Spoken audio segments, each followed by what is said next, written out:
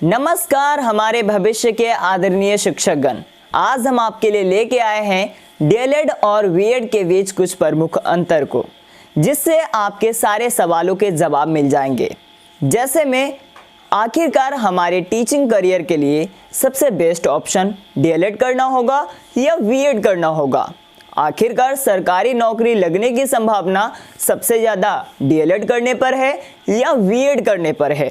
आखिरकार शैक्षणिक योग्यता डीएलएड में सबसे ज़्यादा होनी चाहिए या बीएड वालों की सबसे ज़्यादा होनी चाहिए। आखिरकार सैलरी किस में ज़्यादा होता है, डीएलएड करने वालों की या बीएड करने वालों की। आखिरकार सबसे उच्चतम पद किस पे दिए जाते हैं, डीएलएड करने वालों की या बीएड करने वालों को। तो इन सारे सवालों का जवाब आज की इस सिंगल वीडियो में आपको दे दिए जाएंगे।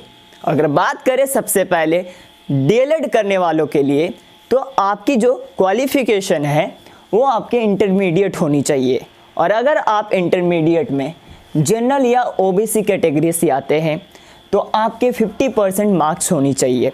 और अगर आप एससी या एसटी कैटेगरी से आते हैं तो कम से कम आपके 40% मार्क्स होनी चाहिए, तब जाकर आप डीएलएड के फॉर्म को अप्लाई कर पाओगे। उसके बाद आप एक एंट्रेंस एग्ज़ाम दोगे जो कि आपके 2 इयर्स के कोर्स के लिए होता है। एंट्रेंस एग्ज़ाम क्वालिफाई करने के बाद हमें कोर्स करने होगी, जिस कोर्स की ड्यूरेशन 2 इयर्स की होती है। और इस कोर्स को हम लोग 2 ऑप्शंस में कर सकते हैं। अगर इस कोर्स को आप किसी प्राइवेट कॉलेज से करते हो तो आपको 1.5 लाख रुपया के खर्च आएंगे, और इसी कोर्स को अगर गवर्नमेंट कॉलेज से किया जाए तो आपको मुश्किल से 20,000 रुपये तक के खर्च आएंगे। और मान के चला जाए इन सारी प्रक्रिया से होते हुए आप एक 12th पास टीचर बन जाते हो, तो आपको सिर्फ और सिर्फ क्लास 1 to 5 तक ही पढ़ाने की अनुमति दी जाती है। क्लास 1 to 5 पढ़ाने वाले शिक्षकों को उनकी बेसिक सैलरी 25,000 से लेकर 35,000 तक मानी जाती है।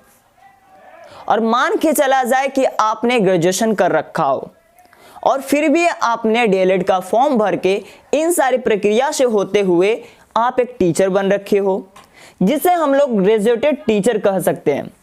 तो ग्रेजुएटेड टीचर्स वालों को क्लास 6 से लेकर 8 तक पढ़ाने की अनुमति दी जाती है, जिनकी बेसिक सैलरी 40,000 से लेकर 42,000 तक माना जाता है वालों की।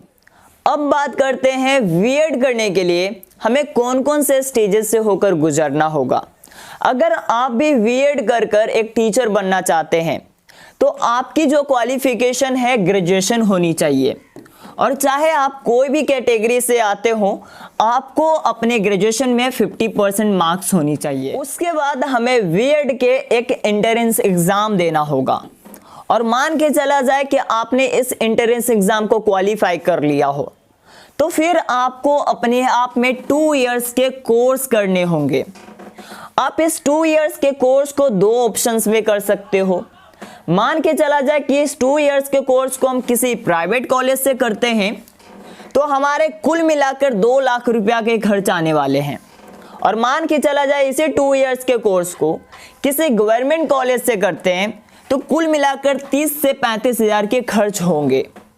और मान के चला जाए कि आप इन सारी प्रक्रिया से होते हुए आप एक ग्रेजुएटेड टीचर बन जाते हो, तो एक ग्रेजुएटेड टीचर्स को क्लास 6 से लेकर 10 तक पढ़ाने की अनुमति दी जाती है, जिनकी बेसिक सैलरी 40,000 से लेकर 42,000 तक माना जाता है। और मान के चला जाए कि आपने पीजी कर रखा हो, मीन्स की पोस्ट ग्रेजुएशन, तो आप कहीं ना कहीं जब बीएड करोगे तो आपको पोस्ट ग्रेजुएटेड टीचर माना जाएगा। और ये जो पोस्ट ग्रेजुएटेड टीचर होते हैं उन्हें क्लास 11 से लेकर 12 तक पढ़ाने की अनुमति दी जाती है। अगर बात किया जाए पोस्ट ग्रेजुएटेड टीचर्स की सैलरी के बारे में, तो जो टीचर्स 9 से 10 तक के बच्चों को पढ़ाते हैं उनकी बेसिक सैलरी 44,000 से लेकर 45,000 तक माना जाता है।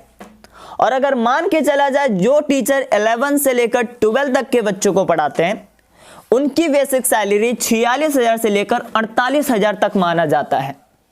अब आपके मन में यह भी सवाल आ रहा होगा कि सर ये तो बात हो गई उन लोगों के लिए जो पढ़ने लिखने में बहुत ही अच्छे हैं, पर ये भी मुझे बता दीजिए कि अगर हम पढ़ने लिखने में उतनी अच्छे नहीं हैं तो हमारे लिए सबसे बेस्ट करियर ऑप्शन कौन सी होनी चाहिए? डीएलएड कर लेना होगा या बीएड कर लेना होगा? आखिरकार कौन से परीक्षा सबसे आसान होते हैं और कौन से परीक्षा सबसे कठिन होते हैं? डीएलएड करना कठिन होगा या बीएड करना कठिन होगा? लेकिन बात किया जाए सरकारी नौकरी लगने की संभावना सबसे ज़्यादा किस में है, तो मैं आपको सुझाव दूंगा कि आप डीएलएड कर लो, क्योंकि कहीं ना कहीं ये भी देखा जाता है कि आए दिन हमारे क्षेत्रों में नए नए विद्यालय की स्थापना हो जा रही है, जिसमें नंबर ऑफ वैकेंसीज काफ़ी ज़्यादा आते हैं। इसमें अगर देखा जाए तो सरकारी नौकरी लगने की संभावना 200% की है। दूसरी तरफ अगर बात कर ले बीएड की, तो इसमें आपको नंबर ऑफ वैकेंसीज बहुत ही कम देखने को मिलेगा। बात ऐसा होता है कि आजकल आप ही देख लो कि हमारे गली मोहल्ले आस पड़ोस में कॉलेज कितने सारे हैं, बहुत ही कम, जबकि छोटे छोटे विद्यालय बहुत ही ज़्यादा। आए दिन और भी विद्यालय की स्थापना हो ही जा रही है, लेकिन कॉलेज कहीं ना कहीं सीमित मात्रा में। इसी कारण से इसमें कम से कम वैकेंसीज आते हैं और इसमें बहुत ही ज़्यादा वैकेंसीज आते हैं। अगर एग्ज़ाम के क्वेश्चंस के लेवल से देखा जाए तो डीएलएड में आपको बहुत ही आसान से क्वेश्चंस पूछे जाएंगे, जबकि आपको बीएड में बहुत ही टफ क्वेश्चंस पूछे जाएंगे। डीएलएड के लिए बहुत ही सीमित तैयारी चाहिए, जबकि बीएड करने वालों के लिए बहुत ही कठिन तैयारी चाहिए। कहीं ना कहीं कुल मिलाकर अगर बात करें तो सबसे आसान जो आपके लिए होगा, चाहे आपने ग्रेजुएशन भी कर रखा हो, चाहे आपने पोस्ट ग्रेजुएशन कर रखा हो, कोई बात नहीं, अगर आप डीएलएड करते हैं तो आने वाले कुछ सालों में ही आप अपने आप में सरकारी नौकरी प्राप्त कर सकते हैं। लेकिन अगर बात किया जाए बीएड करने वालों के लिए तो ये थोड़ा सा टफ हो सकता है।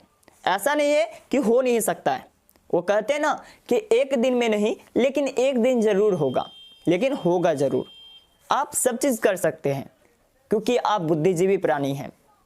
इसी के साथ मैं आपसे आज के लिए विदा लेता हूं और उम्मीद करता हूं कि आज की कक्षा से आपने बहुत कुछ सारी चीज़ें सीखी होगी। बहुत बहुत शुक्रिया, बहुत बहुत धन्यवाद, आभार प्रकट कि आपने मुझे इतना समय दिया। मिलते हैं अगली किसी बेहतर सी क्लास में।